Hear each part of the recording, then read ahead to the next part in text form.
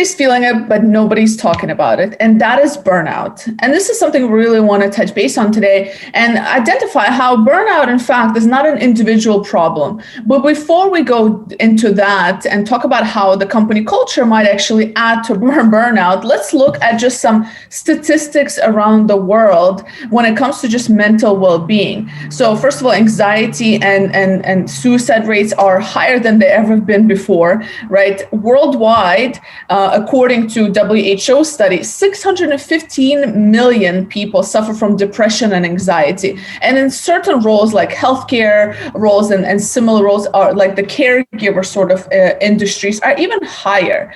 And I don't know how this is not alarming and how we're still focusing on, throwing some yoga classes at people, throwing some meditation apps, which is all great.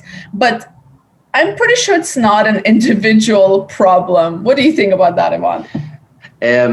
Elena, maybe the root cause is the fact that through the mission of the World Health Organization, they define burnout as a disease. When you call it a disease, you are linking it to the individual instead of looking at what is the role of the company with burnout. So that's the angle that we need to start clarifying, because when we dig a little bit more into what are the major causes of burnout in corporations, so we have causes like the unfair treatment at work. We have causes like unmanageable workload, lack of role clarity, lack of communication and support from my manager, unreasonable time pressure. Let me tell you, in fact, all of these things are controllable, and somehow they are part of a culture. What does it mean to have a culture? Is the things that you do in a corporation tacitly because it's acceptable by anyone from the top to the bottom. It has become a normality. So all these 5 reasons that we have that are clearly affecting burnout and do not have to do anything with just working too much are something that we can control, and it is about controlling the behaviors that are in place in a corporation. So the root cause of burnout do not really lie on the individual, but they can be averted if we have a different type of culture that can manage these 5 reasons for burnout. Now, I'm pretty sure that you will ask me, Ivan, this is super nice, but how can we start doing a mini something in order to move forward? So just a couple of things that we have learned through our work with different corporations, and that are quite easy to implement and do not need money, in fact, because it's about creating, crafting, designing behaviors that are healthy for your people.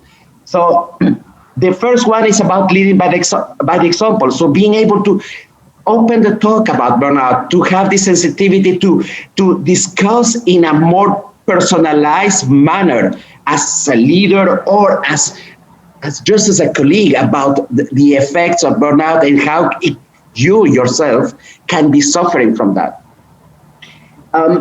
You need to be able to show the example and be able to disconnect. What we have seen is that on top of the reasons that I mentioned before, the fact is that we are always on connection all the time because of working from home. We are constantly, our brain is constantly in demand. Our brain needs to rest in order to become more productive, in order to become more creative. We don't have this time anymore because there is no separation between my personal life and work. So we need to show the example and be able to disconnect, allow, in fact, others to say, from this time to this time, I'm not available because I'm working and I need to be focused and I need to be productive and I need to be fulfilled about the work I'm doing. Another thing that is quite important is that without practice, there is no results. And you mentioned it quite clearly, Elena, is we need to get away from the tick the box exercises, team buildings, webinars about well-being, training without actions where you're listening someone preaching in an academical manner what it is to have well-being, what is meditation or whatsoever. it doesn't work if you cannot practice it. So it needs to be integrated in the flow of the work. It needs to be recurrent every single day to do an action that will help you drive the change. And so remove money cannot buy everything. So don't throw your money in these team building exercises. Go and throw the money on something that be constant so that people can really change. Last point, make it a purpose. If it is part of your culture and is clearly named into the vision that you have for your employees, so name it, say it, change the vision that you have, change the mission of your corporation and make it so important so that people feel protected at work. That's my 5 cents, Elena. What about you?